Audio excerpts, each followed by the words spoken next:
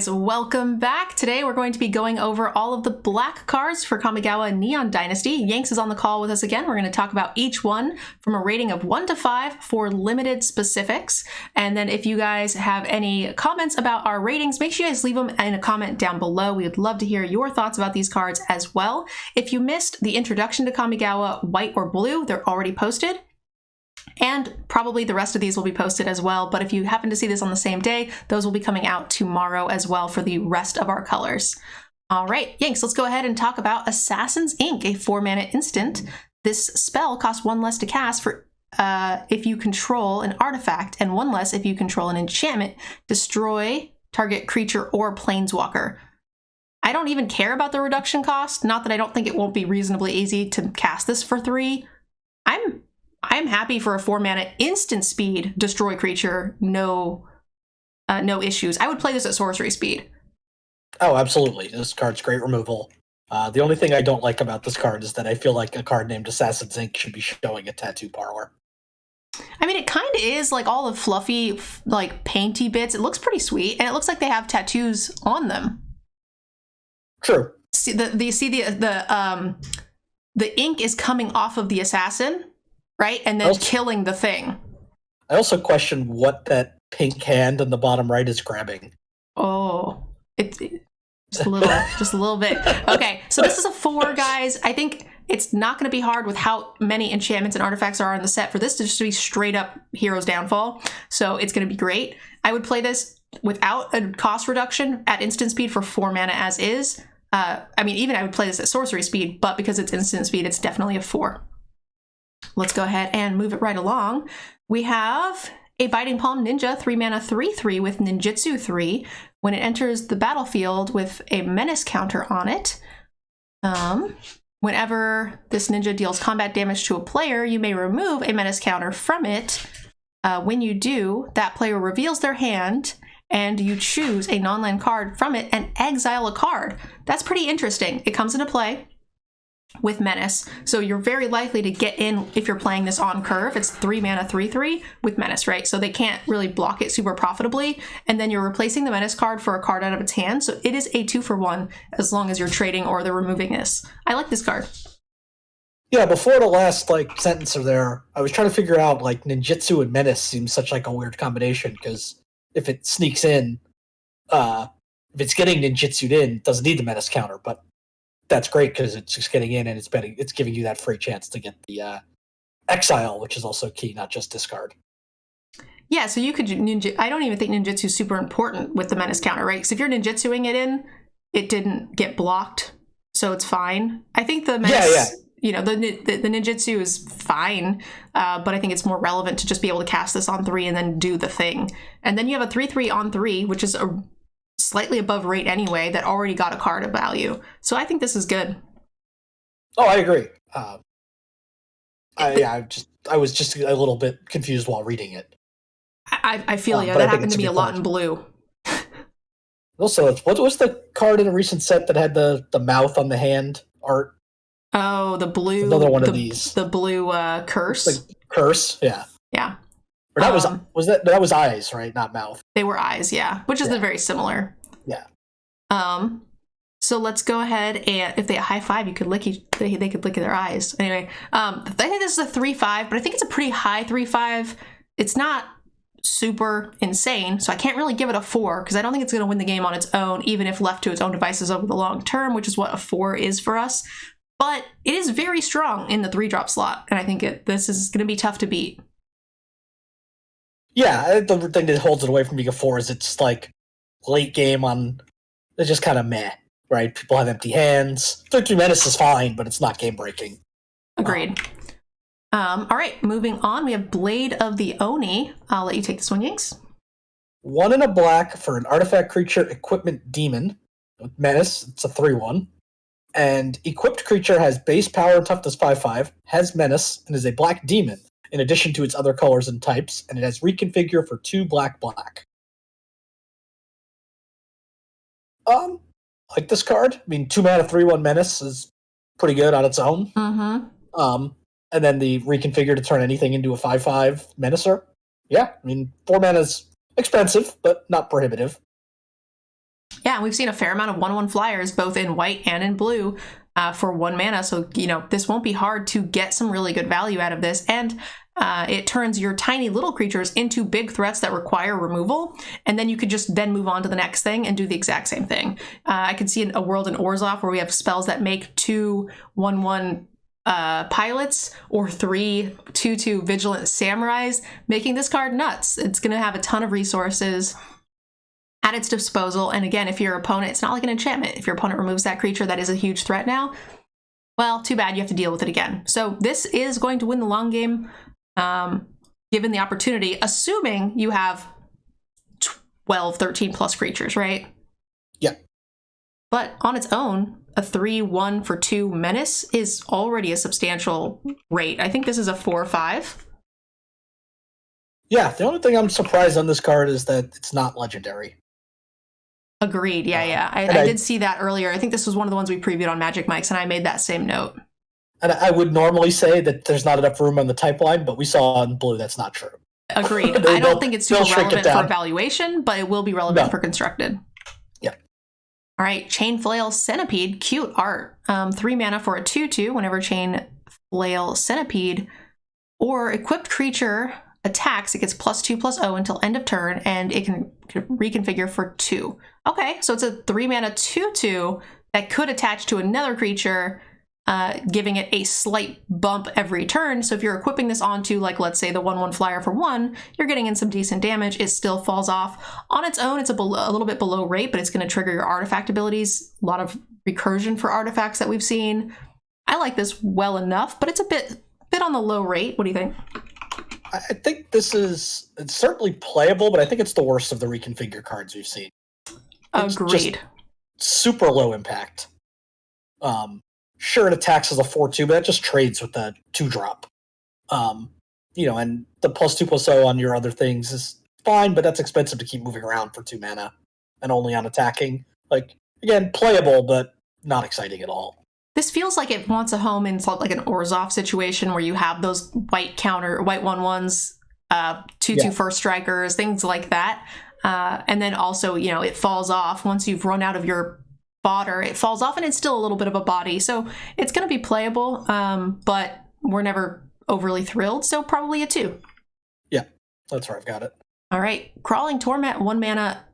Enchant Aura, enchant artifact or creature. As long as enchant permanent is a creature, it gets -1/-1 and can't block. Enchant creature has, you may, at the beginning of your upkeep, you lose 1 life.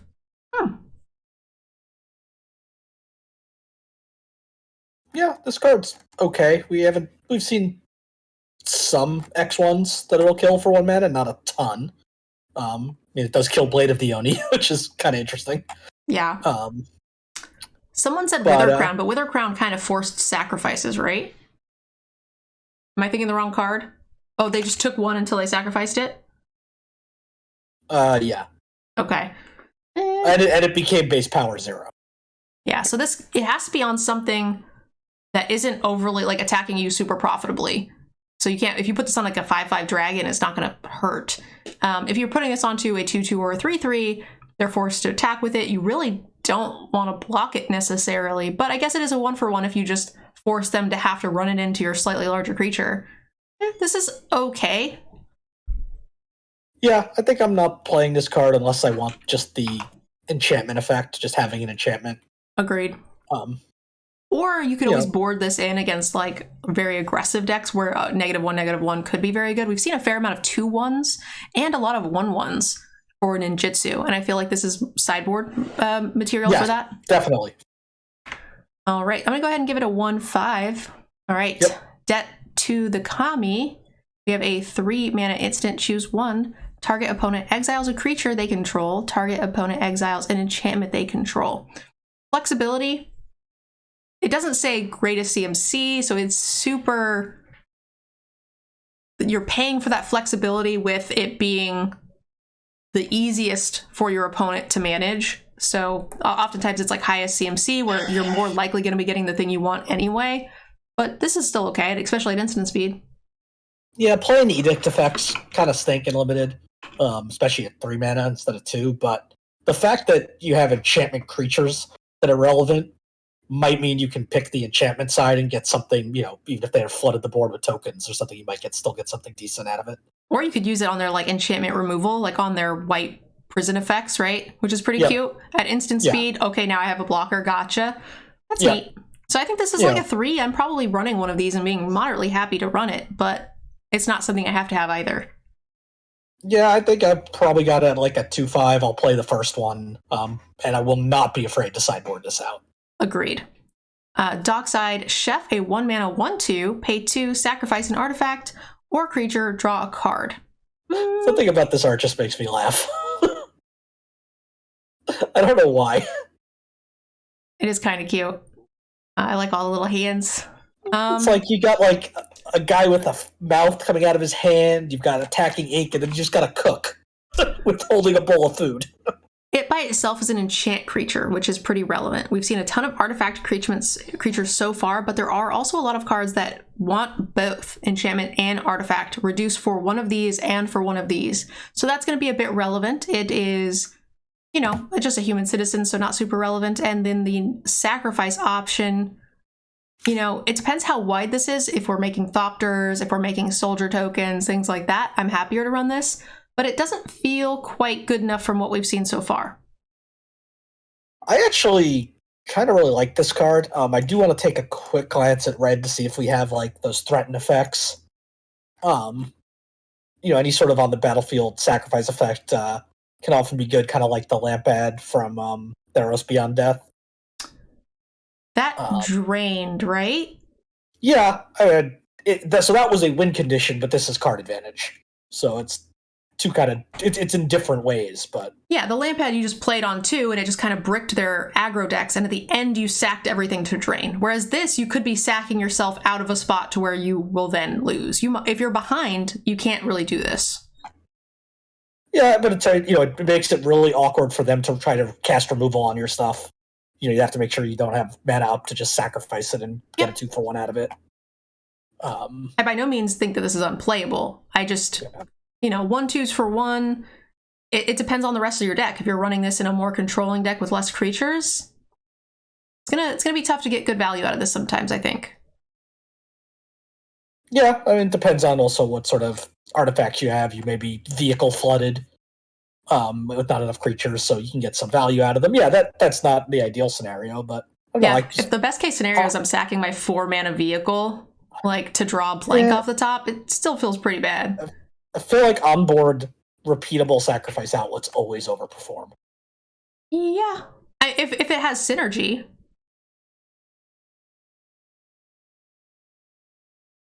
If there are things I actively want to get into the graveyard or things that explode when I sacrifice them, sure. But in the average deck? At worst case, this is a 1-mana speed bump that replaces itself for 2 mana.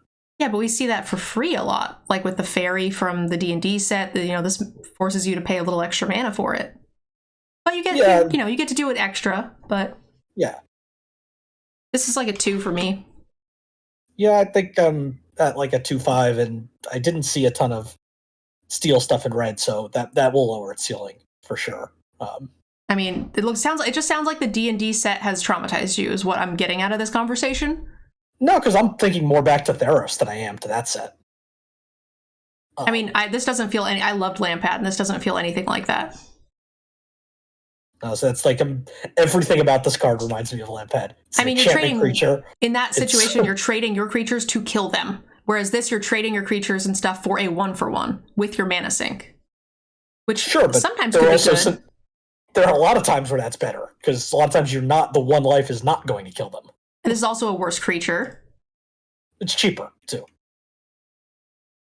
I never run 1-mana 1/2s for no reason. So I don't really care that it's cheaper. I'd rather have a more relevant body. Yeah. All right, we got the Shadow Walker, 6-mana 5/5 with ninjutsu for 4. Okay, so a 5/5 that ninjutsu's in for 4. If you're having cheap creatures, that's kind of fine. It's common. It's what I would expect to see. Yeah. Yeah, it fits for a common ninja card. I have a feeling you're probably going to find better ninjas to play, but there's nothing wrong with this. Ideally, you find better 6-drops in general to play, but oftentimes you just play one big dumb idiot at the top. And if you happen to have some ETB effects or some 1-mana flying 1/1s that you can play this on 4, pretty happy. So I think it's like a 2 or a 2/5 in the right deck, a 2 in any deck, and a 2/5 in things that in ninjutsu well. Yep, agree. All right, we have a Silencer, 2/1 for 2 mana, creature human ninja, ninjutsu 2. When it deals combat damage to a player, you may discard a creature card. When you do, destroy a target creature or planeswalker that player controls. Huh. That's cute. I love that it makes your weaker creatures in your hand turn into removal spells, but it does require a lot of you. The first time, not so much if you can ninjutsu it in. They won't expect it. But this after that, it is only a 2/1, so it's not going to reliably remove creatures. Yeah, you're hoping to get 1 out of this, and you know you'll have a creature card in hand to discard because if you've ninjutsu'd it, because you've just brought 1 back to your hand. You might not want to discard that, but you know you'll have that option. That said, it's an uncommon, and it still seems great. Yeah, I like this card. Anything that lets me trade something in hand for something, something they've paid mana for. I think it's a 3. It's not a home run for me just because I might not have a creature in hand. Yeah, yep. Yeah, I think I've got it as a 3 too. Enormous Energy Blade, 3 mana. Equipped creature gets +4/+0. Whenever Enormous Energy Blade becomes attached to a creature, tap that creature, equip 2. I mean, it's kind of cheap, but you don't get to use that turn for 5 mana. It's awkward. Yeah, I hate everything about this card other than the obvious jokes from the art.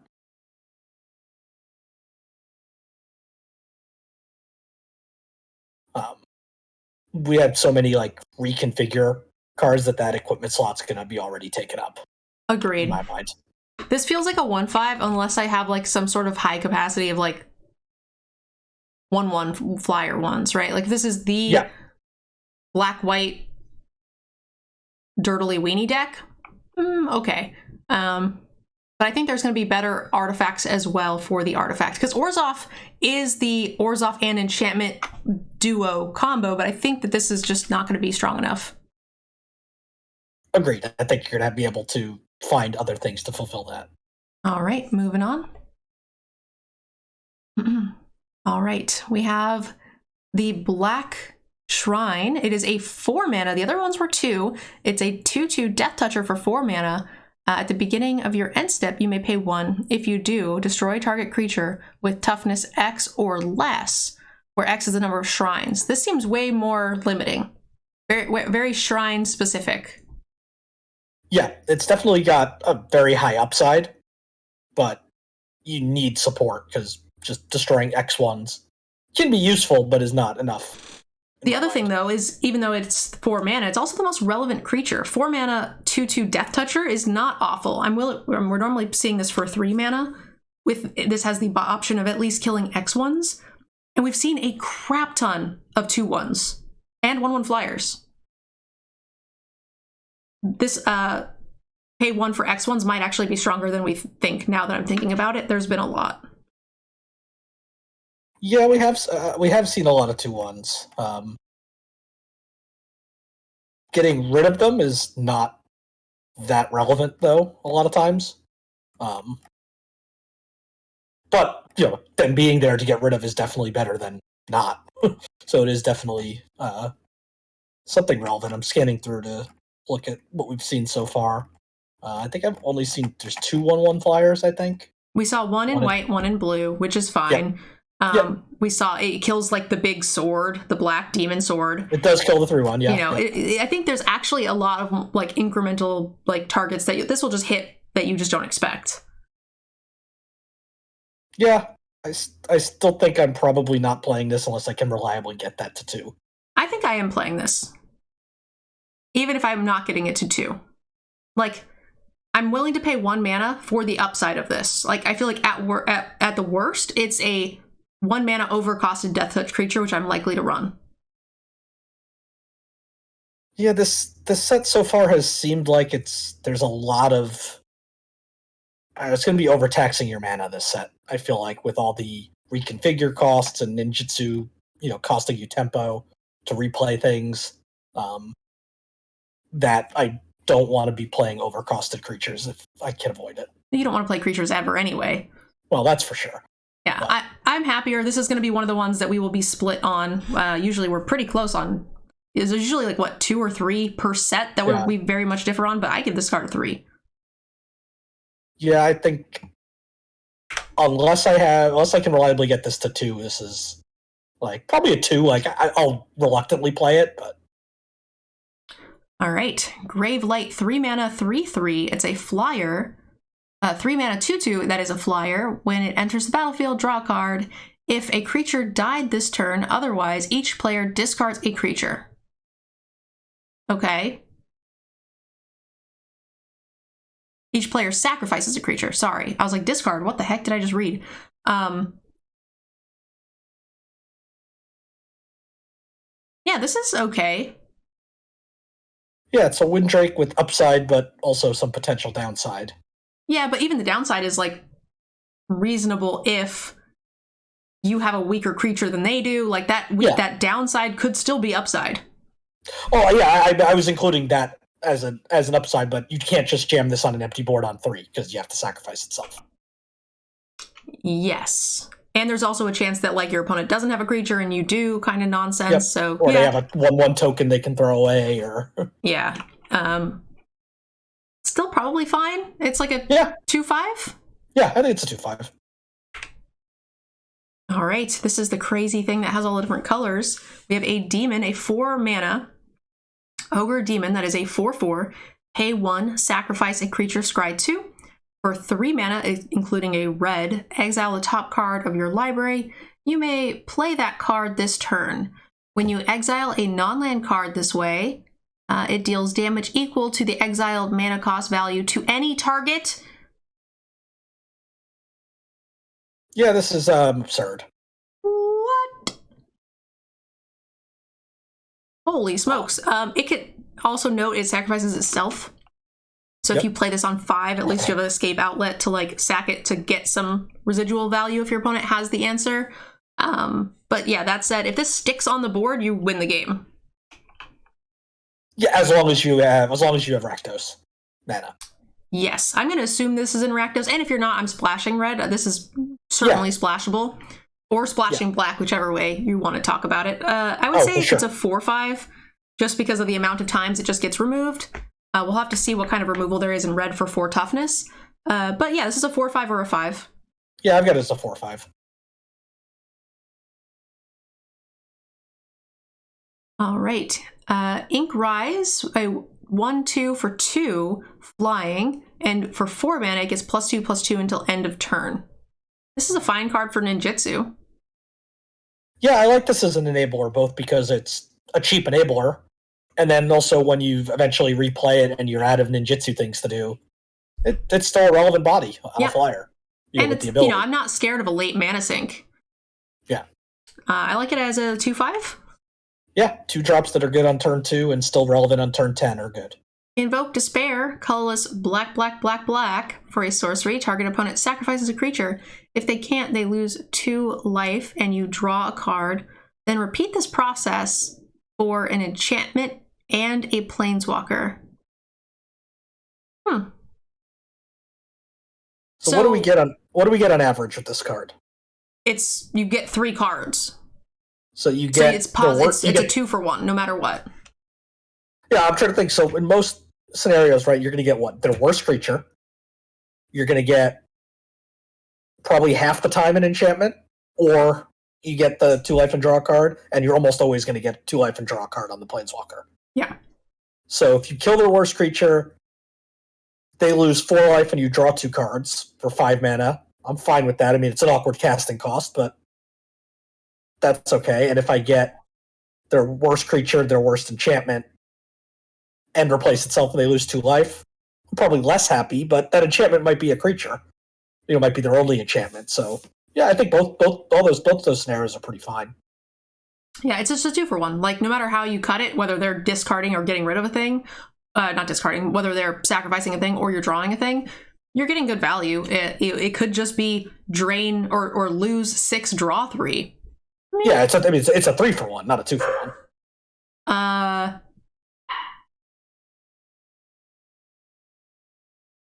Well, you use your card. Yeah, that's the one. I guess you're gaining 2, and they're losing 1. No. Well, yeah. I mean, either if you draw 3, right, it's a 3-for-1, and it's always every one of them is one card either from you or them.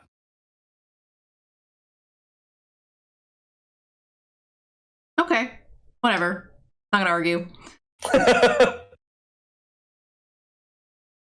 3 things happen, but you're losing a card. So it, I guess, depends on how they happen, I suppose. It's a 3-for-1. I think that this still has a really shitty mana cost, and I'm not excited to run this. The upside is too swingy. The low side's kind of too low for me to want to be casting 4 black, black, black, black. Yeah, I think this is worse than the blue version of this cycle. But I think I'd probably still play this as long as I'm running at least like 9 black sources. Yeah, I still think it's fine. You can't play this if you're splashing. It's like a 2/5. Yeah, that's about right. Junji, the Midnight Sky, 5 mana, 5/5 flying menace. When it dies, choose one. Each opponent discards 2 cards and loses 2 life. Put target non-dragon creature card from a graveyard onto the battlefield under your control and lose 2 life. From any graveyard. That's neat. It's pretty, too.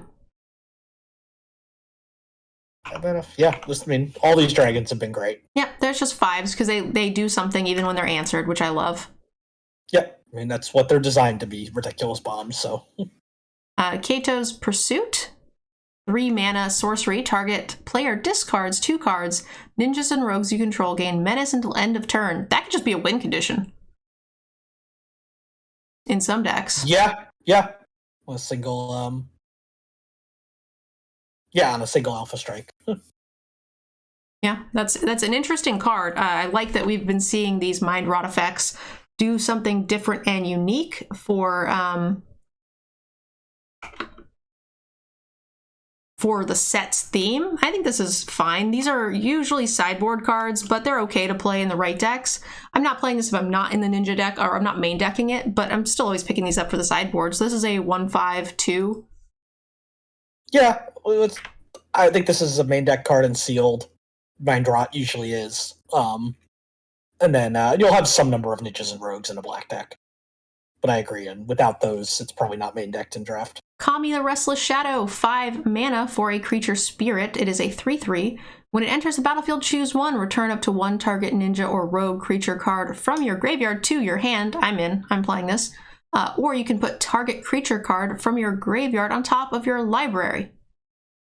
Yeah, this seems fine. Yeah, 5 mana, 3/3. Can't get anything back on a turn delay, or it goes into your hand. Yeah. Even if it's like my weakest ninja, it's just kind of card advantage. And that said, it's not spectacular, 5 mana, 3/3, but it's like a 2/5 or a 3, depending on the deck. Yeah, 2/5, it's a 3, I think, if you have a lot of bombs, even if they're not ninjas. Yep. Or if you have a ton of ninjas and are guaranteed to just always get a decent ninja back, great. Yeah. Kami the Terrible Secret? Kami of Terrible Secrets. I was like, that doesn't really make sense. 4 mana for a 3/4 spirit. When it enters the battlefield, if you control an artifact and an enchantment, Orzhov theme, you draw a card and you gain 1 life. Okay. That's a pretty good upside if you think you can trigger it, and then it's like slightly at rate. 4 mana for 3/4 is fine. Yeah, that's like it's your equivalent of like your 2 mana 2/2 bear with upside. It's kind of just a 4 mana. Whatever. Usually, I think the upside on this is better than we typically see on those. Yeah.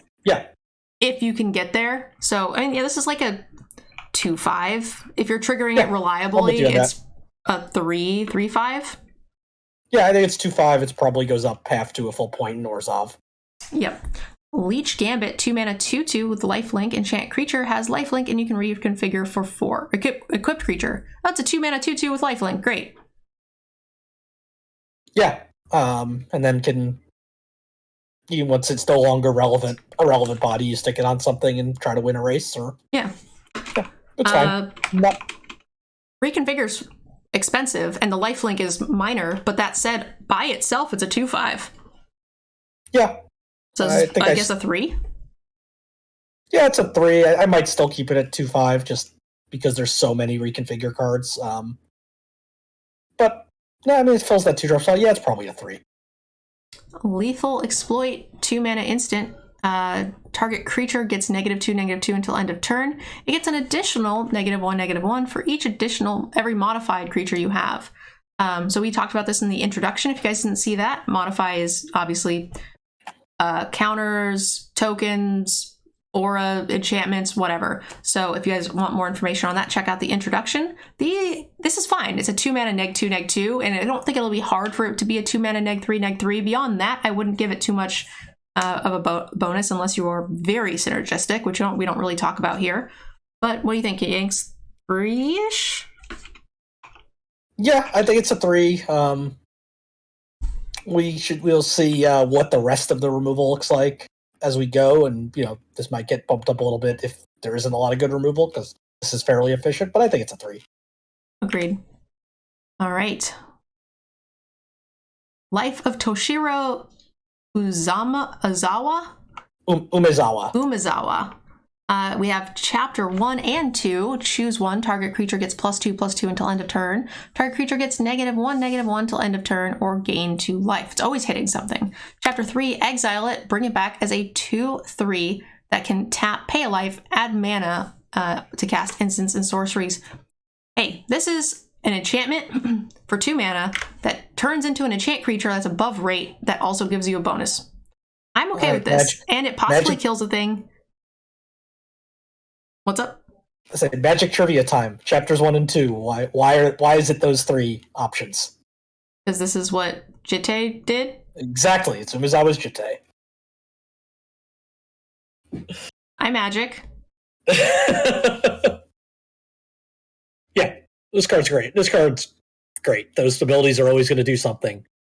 I mean, if you're gaining life on it, it doesn't feel like it's not a house. If you happen to kill a thing and then dome them for 5, yeah, this is going to be pretty strong. It's very nice early, too. And the -1/-1, I think, is going to be stronger in this set than it would be in any other set we've seen, just because there is a lot of 2/1s.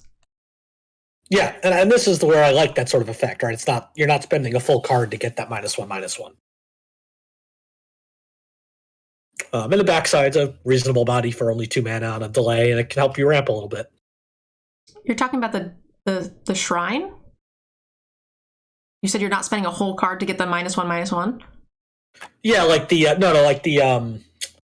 the aura. The -1/-1 aura. Okay.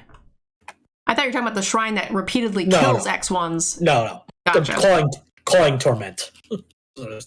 That said, I mean, it's still a 2-drop, and it's a 2/3 at the end. So if you're not reliably killing a thing, it's not super powerful. It's pretty flavorful. Packs a punch for a 2-drop, but I still think it's like a 3. Yeah, I got it about a 3. All right. The Long Reach of Night, 1 and 2. Each opponent sacrifices a creature unless they discard a card. Okay, seems fine. And then on the back, it turns into an 0/4 with Menace. And whenever this attacks, it gets +X/+O until end of turn, where X is the number of creature cards defending player's graveyard. That seems fine. It's card advantage. Yeah, it's guaranteed 2-for-1. I guess technically they could have no creatures and no cards in hand. Yes. But you're pretty happy if that's the board state. And possibly 3-for-1. Yes. If they then have to trade for it in some meaningful way. So yeah, this is okay. Yeah, by the time this flips, the earliest being turn 6, there'll be something in the graveyard most likely, so. Yeah, if nothing else, it blocks well. Yeah, and it has Menace, so it can get in for ninjutsu. I am seeing a fair amount of 4-drops, so we're not running a ton of these, but I think it's like a 2/5. It's a bit slow.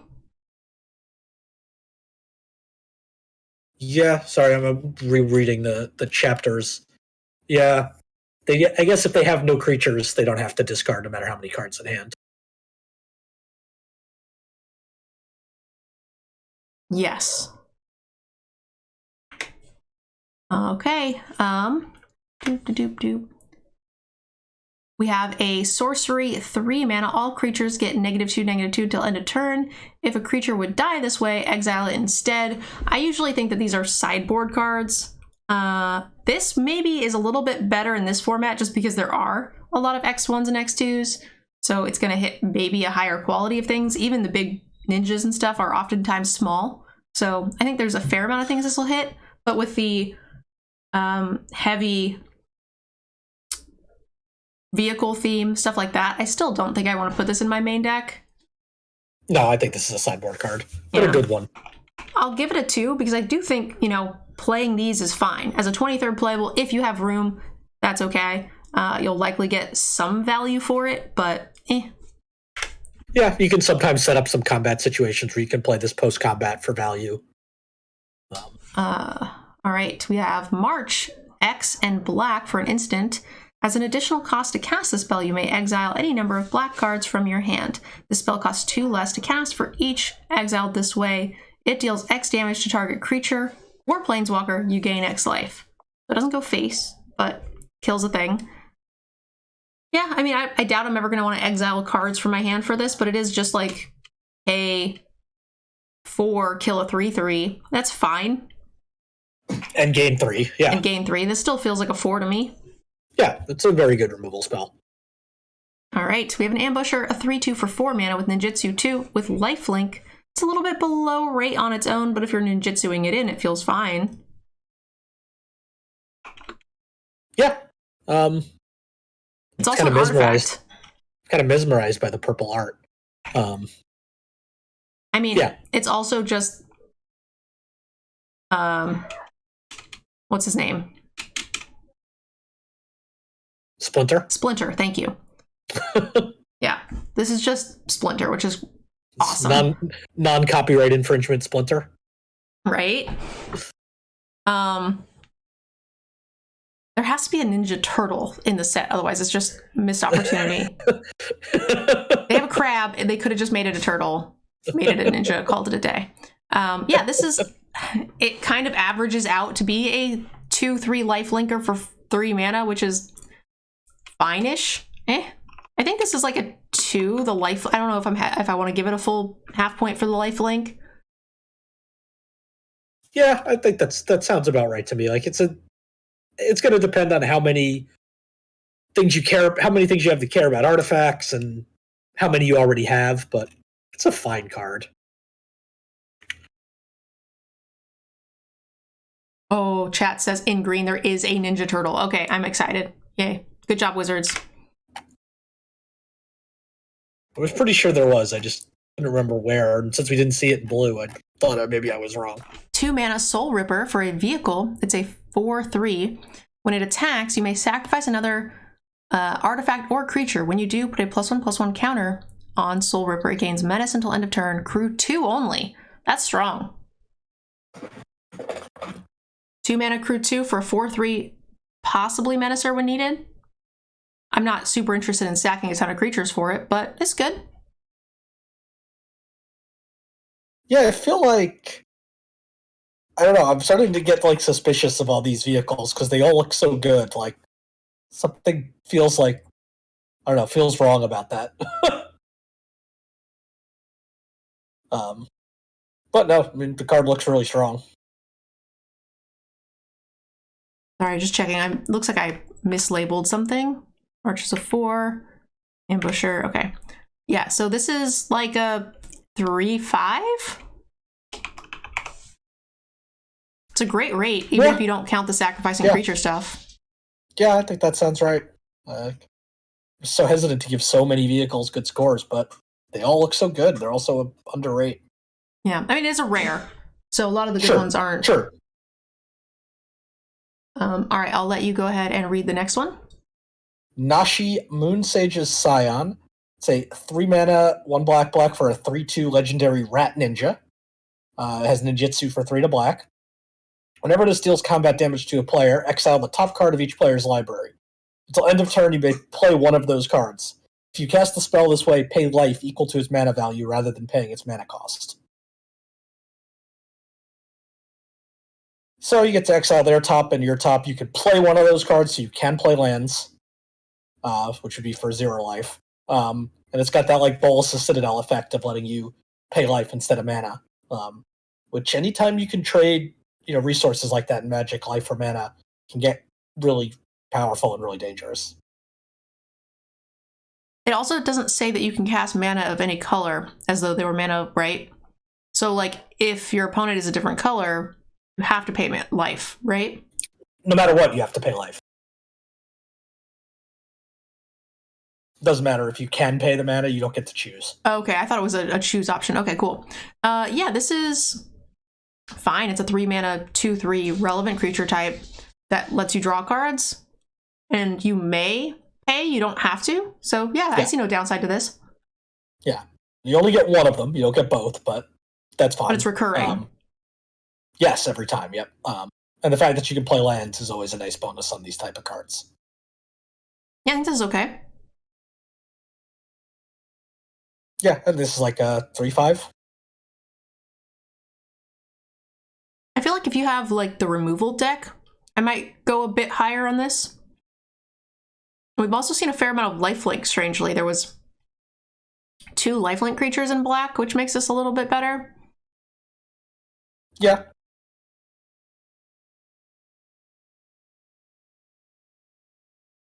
Yeah, I mean, it's a 3/5 with some upside. It would, in the right deck, I just get it with some cheap removal. I can see this going up a bit. Yeah, for sure. All right, Blade Blesser, 3 mana, 2/3. It has Death Touch as long as you control an artifact. It has Menace as long as you control an enchantment. Well, those are 2 really nice bonuses. On its own, it's a 2. I think this goes up to a 3. Yeah, I think this is a 3.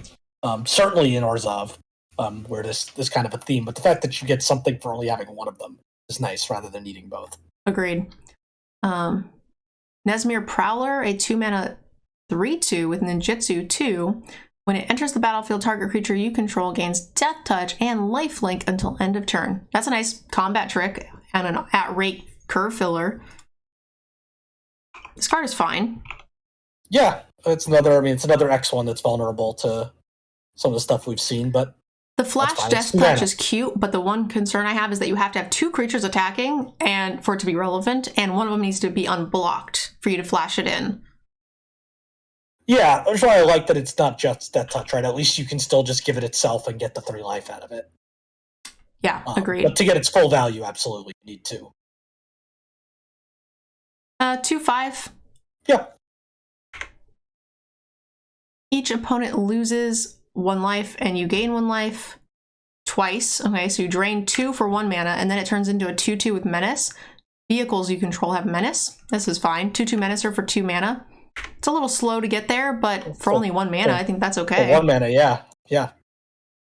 Yeah, this card's fine.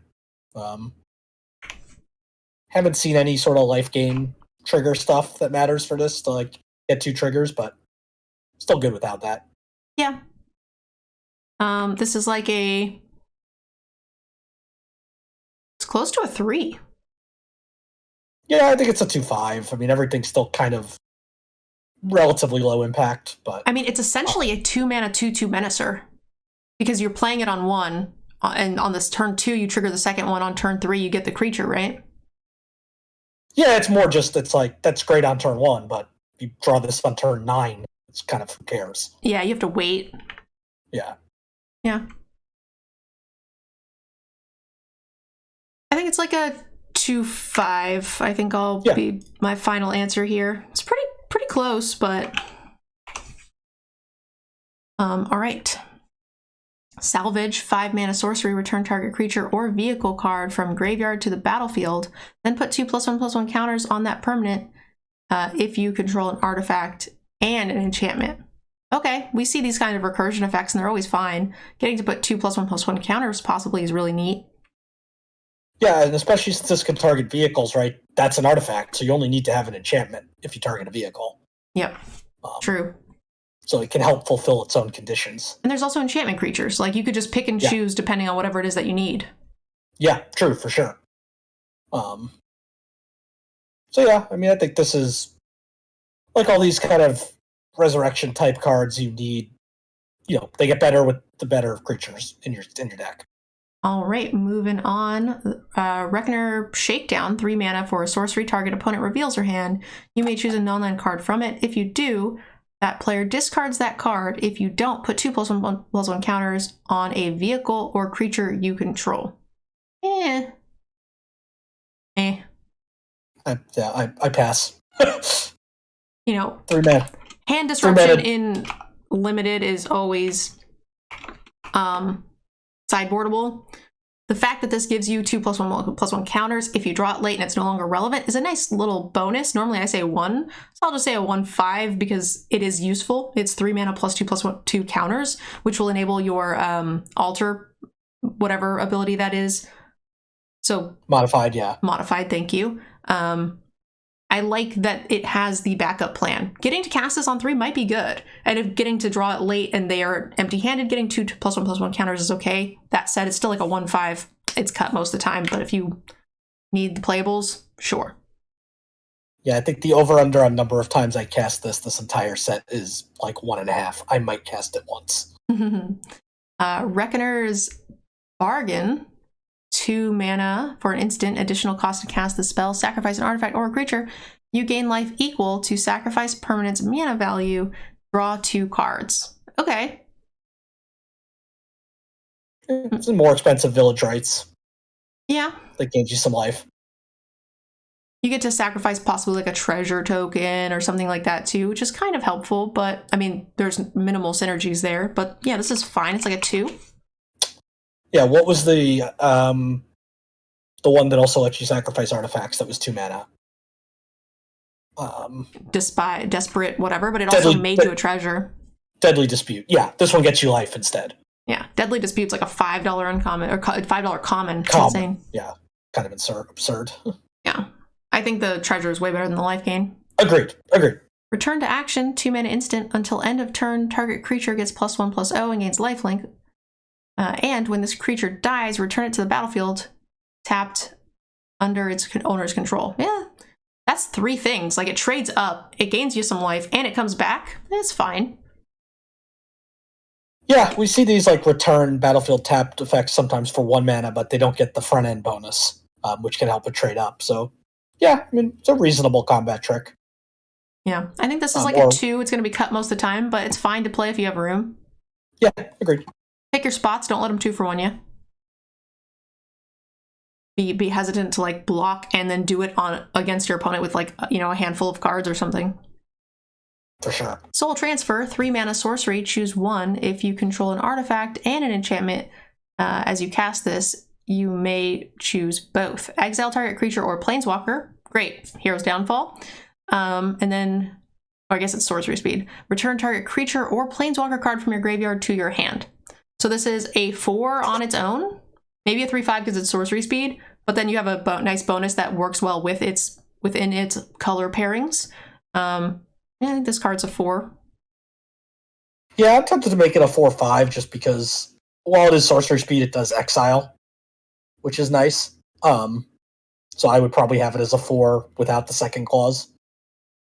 I think it's a 4 without the second clause. That's why I put it there, and then I put a 4, and then I was thinking about writing the upside if you can feasibly consider doing this.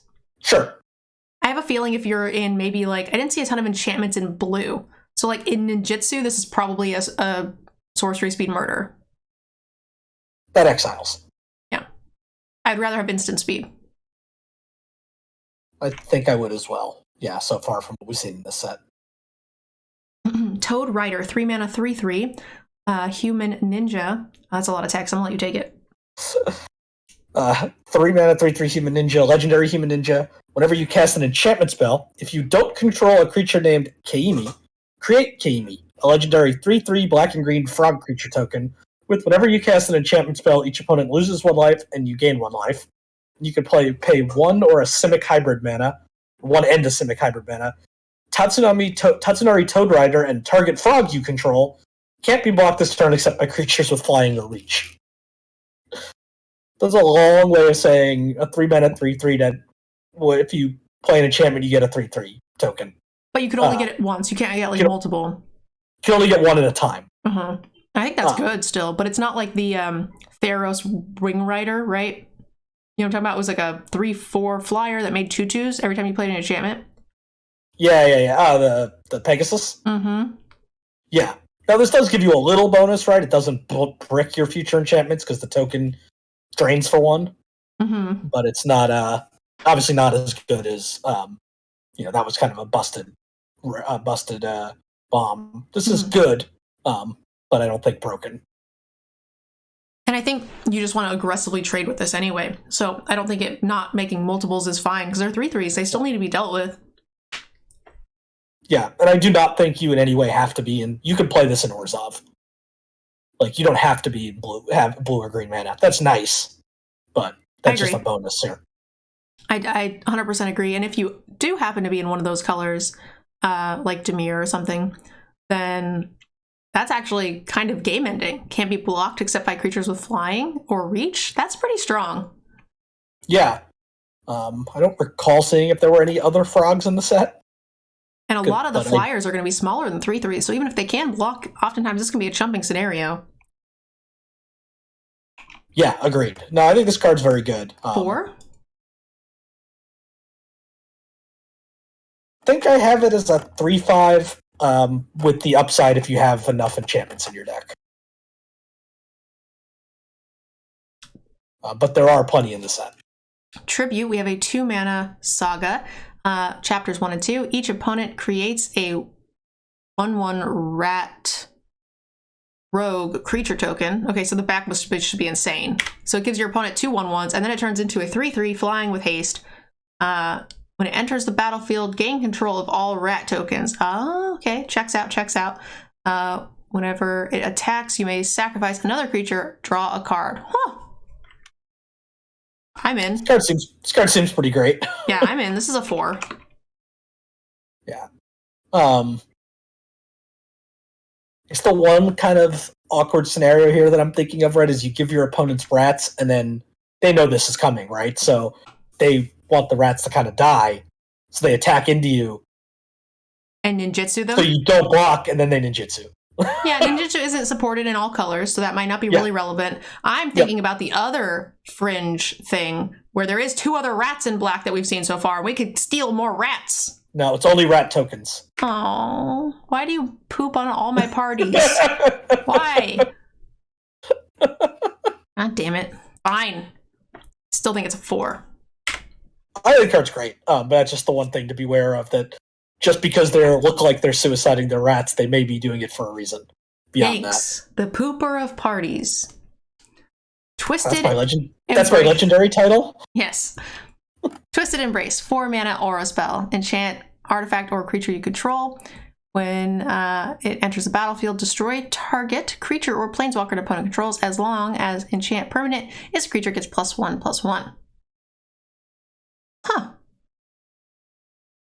Okay, so